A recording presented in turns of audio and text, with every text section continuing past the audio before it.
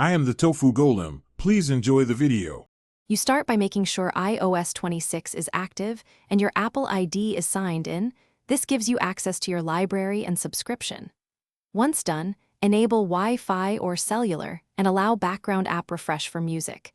This keeps downloads and syncing running. Now tap the Apple Music app from your home screen or app library to open it. You're past setup and into the first screen. Be ready to choose Library, Listen Now, or Search so you can find content quickly and move to the next step.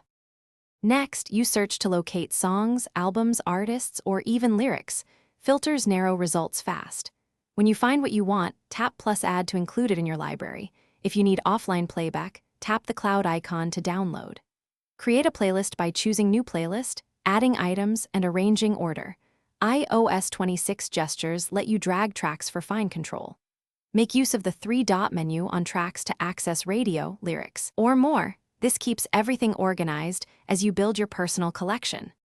Finally, play and control music from the Now Playing screen, Control Center, or Lock screen. Use AirPlay to stream to speakers, and use playback gestures for skipping or scrubbing. Make sure Sync Library is enabled in settings right arrow music so playlists and downloads stay consistent across devices. If something goes wrong, first force quit the music app and reopen it, then toggle Sync Library off and on, sign out and back into your Apple ID, and verify available storage. These steps resolve most sync and playback problems quickly. Thanks for watching. Consider subscribing if we helped you today.